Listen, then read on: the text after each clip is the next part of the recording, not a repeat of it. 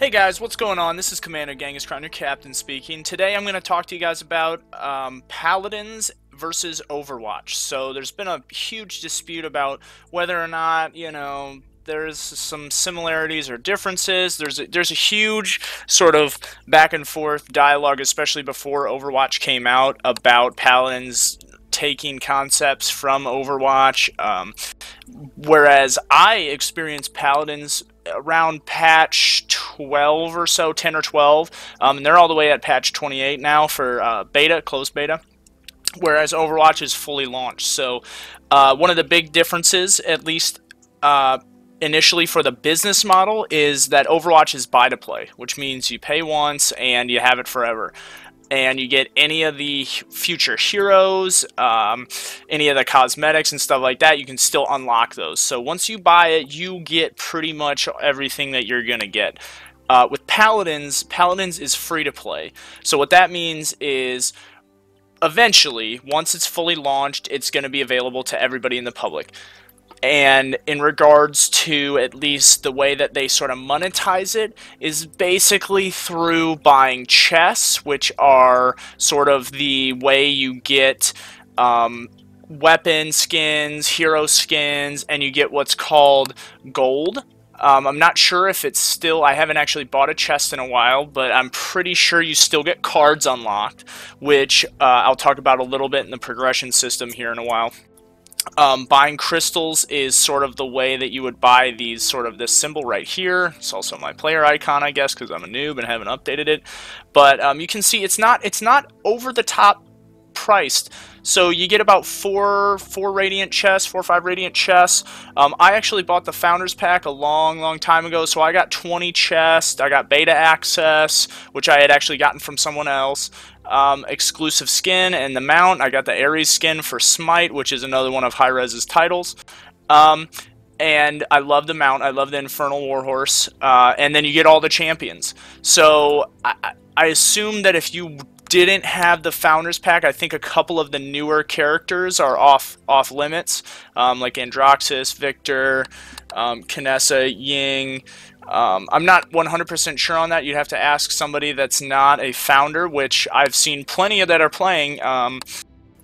But as for what I'm able to tell you guys is this is from a founder's perspective. So I have a little bit of stake in both games. I've bought Overwatch, I bought this, and I've got a lot of money in this. I have a ton of gold, and that's likely what that's from, is the progression system, which has had tons of iterations, tons and tons of iterations. It's crazy almost.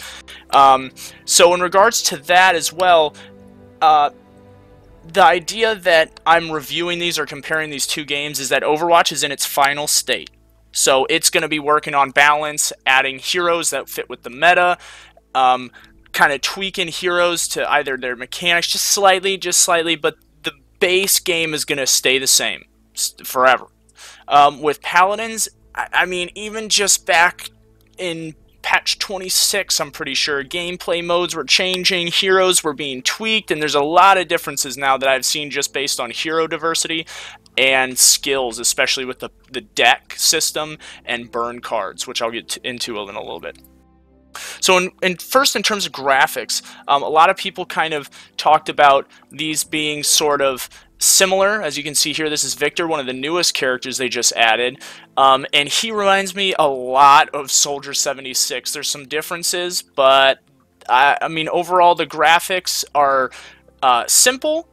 The game is very well optimized, which I'm not 100% sure, since I've got a nice rig, what Overwatch plays like on lower end machines, but I'm sure turning down the graphics it would still play very similar as a high machine would. So you can see here that each hero kind of has sort of an alternative. Some of them have 2 outfits. They also have weapon skins, so instead of the player icons, the sprays, the skins, the voice lines, the victory poses, the highlight intros, blah, blah, blah, all that stuff being unlocked, there's very small amounts compared to Overwatch in Paladins. So if you're looking for a lot of diversity there, you're not going to find it truly, as I feel like this is a bit more They're still working on it. They're probably just going to keep on adding stuff, and I know that Ruckus, a while back, he barely had any skins. I really want this one. This one's one of my favorite. Looking like a bumblebee guy there. He's one of my favorite gods. But yeah, see, he doesn't even have. That's funny. That's a little funny graphical glitch. So there's some rough edges with Paladins, and that's okay. But the main base of the game is very fun, especially compared to Overwatch. Overwatch is fun as well, but I think that they're pretty different beasts. In terms of heroes, you can see here, this is the whole sort of lineup here, and they have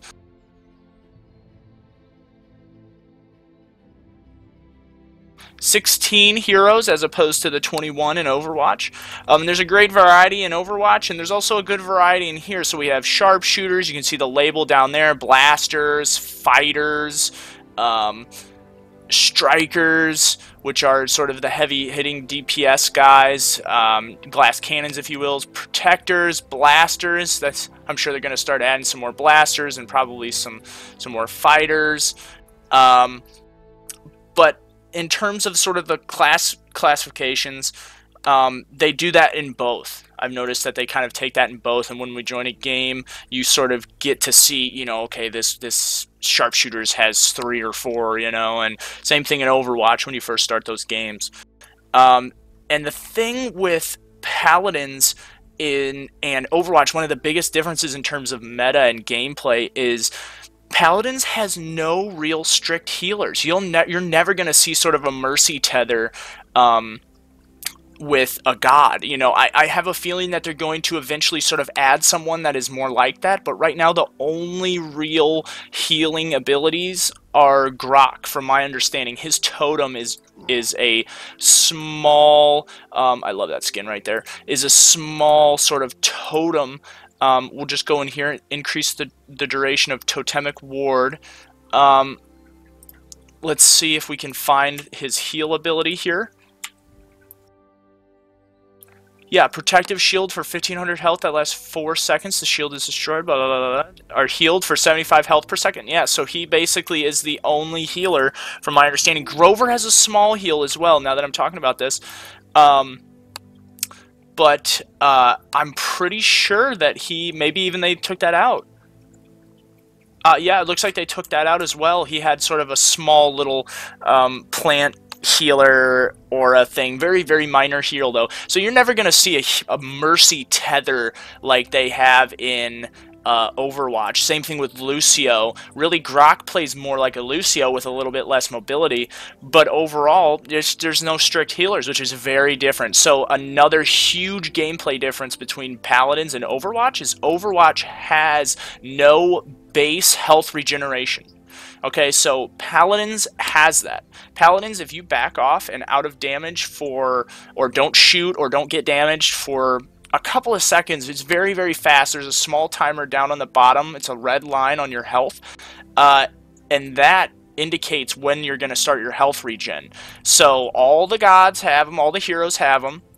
I keep saying gods because I'm a Smite vet, but it's different. It feels very different. So backing off out of a confrontation actually can be more beneficial than staying in and getting your health chipped away a little bit more and risking that death.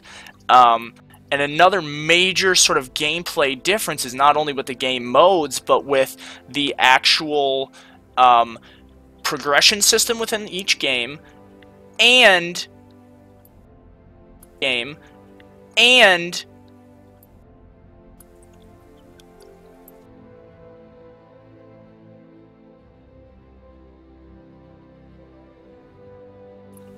the fact that there's no hero swap. The fact that there's no hero swap is a completely different meta and different mindset that you have to carry into each game as opposed to Overwatch. Overwatch is more of an adaptive gameplay experience, whereas Paladins is more of, say, a traditional MOBA like Dota, League, Smite, but there is no real itemization. So that's where I'll talk about sort of the deck system here. Again, there's a mastery system similar to Smite, which Overwatch does not have. So you get gold each time you level up. So it's more of like a level system, but you don't unlock stuff specifically. You just get mastery points for each match, and then you get rewarded gold, so you can keep unlocking cards if you want to, and skins and weapon skins and stuff like that. So we'll look at one of the custom builds that I've done for mobility with Victor. So what this is here is you basically start with a green. Just like every other sort of Diablo gear-based system, which a lot of this reminds me of more of a sort of streamlined spec system with like traditional MMOs and stuff like that. So here it says kills and elimination, refund ammo, and if I bump this, it says, oh, I'm over the amount of energy that I can use. So I need to bump that back down, and I can save this, and you can rename it, you can clear all. I like to have a little bit less recoil when I'm running around real quick. So I jump in, jump out, hit people, and pull health towards me, increase my movement speed while I'm iron-sighted. So you can really kind of tweak some of these builds on some of these gods very heavily. So I don't have even some of the cards unlocked, which is what the gold is used for. But, I mean, you can, some of them have 2 pages worth of cards, but I remember back when I first started playing, the card system was very much like a, the deck system was much more like a trading card game, which that's what the chests were for. I'm not getting chests unlocked per match. You know, if you won, you got 2. If you lost, you got 1, just for playing the match. And it would have a random chance at dropping, you know, common, rare, epic, and legendary, which is the orange tabs.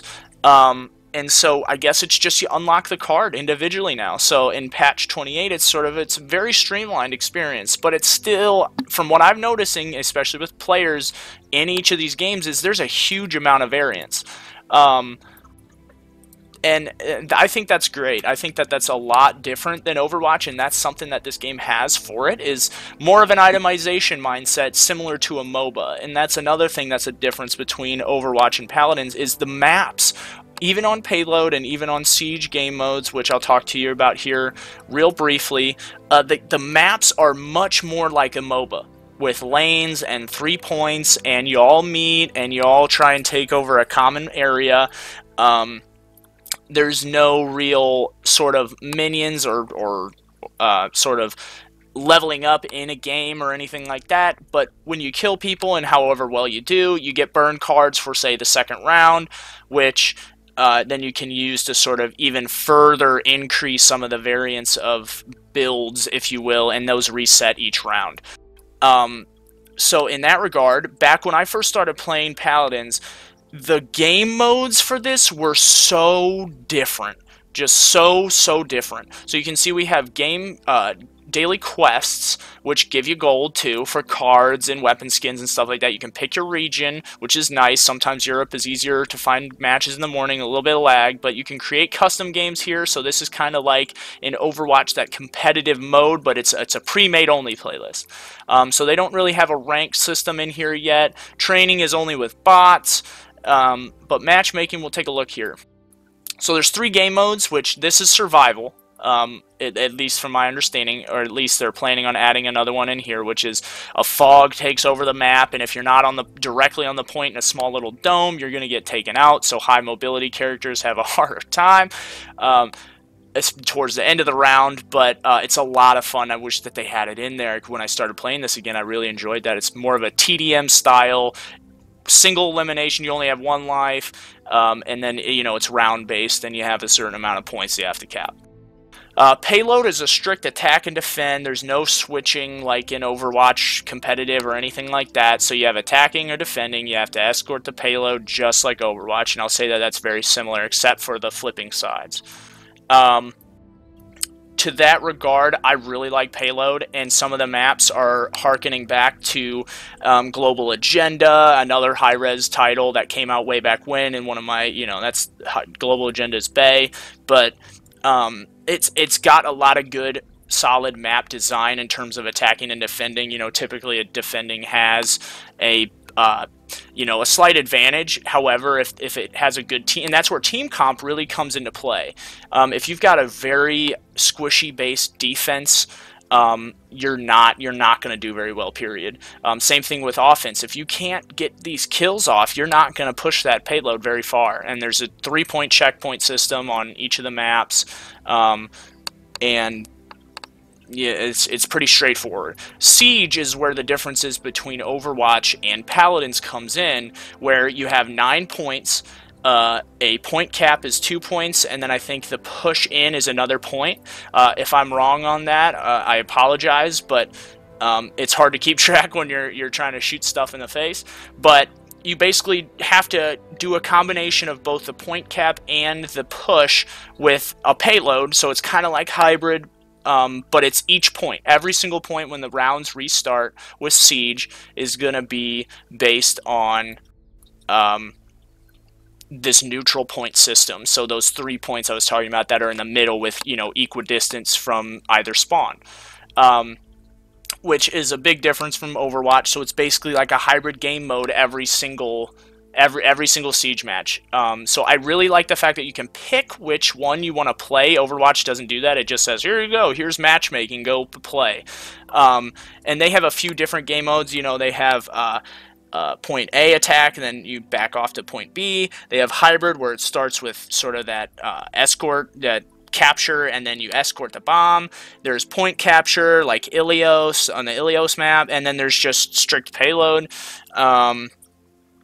But overall, I think that Paladins has a very different vibe going on for it, which is good in my opinion. I think that it's better that it sets itself apart with the burn cards and the deck system than Overwatch, because Overwatch has a really solid understanding of what it wants, and it's buy to play. You get in, you shoot stuff in the face. There's no real itemization or any sort of customization to the characters. They play how they're going to play, and their ultimates come up, and there's nuking and stuff like that, like, say, a little bit of a MOBA, but a lot more of a TF2 style game.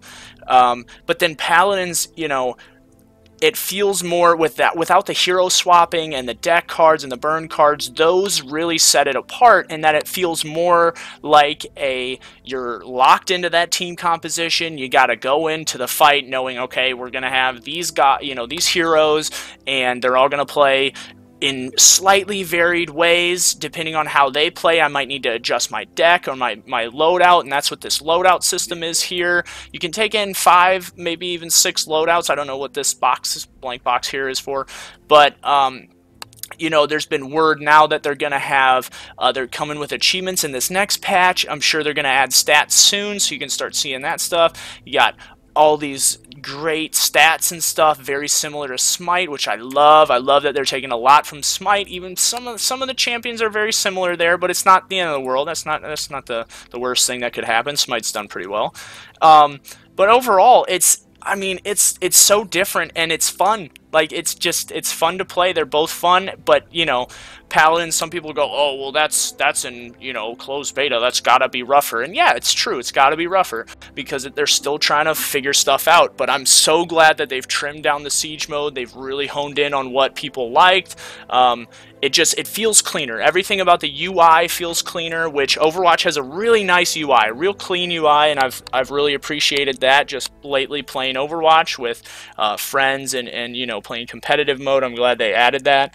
But purely from a beta stance, I would give Paladins an 8 out of 10, and I would give Overwatch probably a 9 out of 10. Purely based because it's not released yet. Paladins isn't a full game. They're still adding heroes. They teased 4 heroes, the achievements, the stats. I'm sure they're going to add ranks at some point because Smite has it. And the competitive scene for Paladins is booming. It's good. There's a close community of players that love to play competitively, and that's great. I think that's perfect for a game that's in beta, because if that momentum can keep going through launch, it's gonna be gangbusters. Like I said, the UI is a little bit cleaner in Overwatch, and they'll get there with Paladins for sure, but overall they're both great games. I just wanted to kind of do a quick comparison video between Overwatch and Paladins, two shooters, newer shooters that I just absolutely adore. They're both very teamwork based, and I love that about shooters, that they're headed more towards that rather than like the CS:GO sort of solo, get as many kills as you can. which is still fine. I love those games too, but I love those teamwork-based games, and so I think that this genre is on the rise, so to speak. So if you guys have any comments, questions, make sure you hit a like, hit a sub. Yeah, just hit me back with your ideas and stuff. Thanks.